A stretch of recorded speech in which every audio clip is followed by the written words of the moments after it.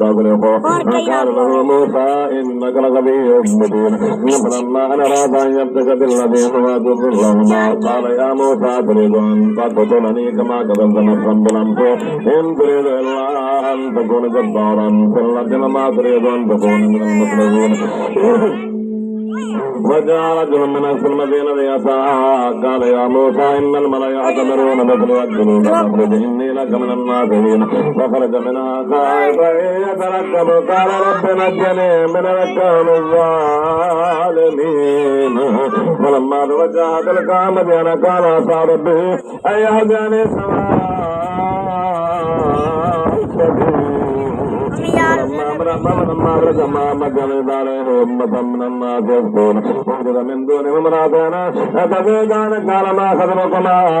قال تعالى نسقي حتى يصدر الرعاء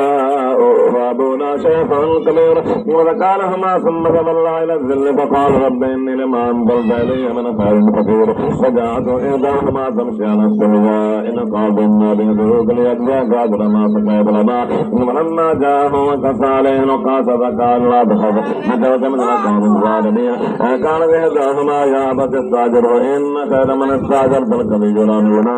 قال إني أريد أن أنكحك إحدى ابنتي هاتين على أن تأجرني ثماني حجج إن أتممت عشرا فمن عندك فما أريد أن أشق عليك ستجدني إن شاء الله من الصالحين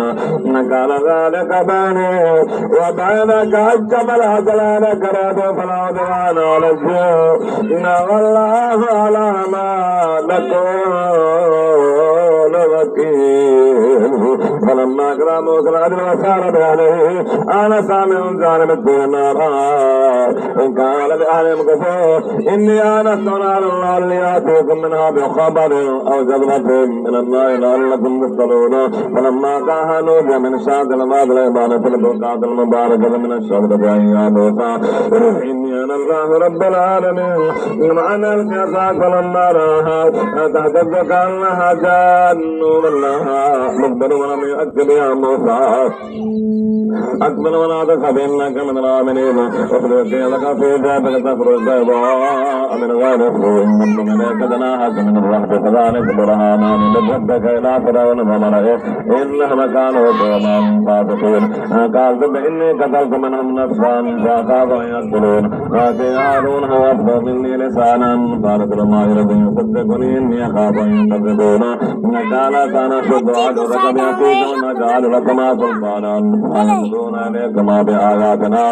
أنتما ومن اتبعكم الغالبون ولما جاءهم موسى بآياتنا بينات قالوا ما هذا إلا سحر مفتر وما سمعنا بهذا في آبائنا الأولين فقال موسى ربي أعلم بمن جاء بالهدى من عنده وما تكون له عاقبة الدار وإنه لا يفلح الظالمون فقال يا أجل فقال يا أجل أفتوني في أمر ما كنت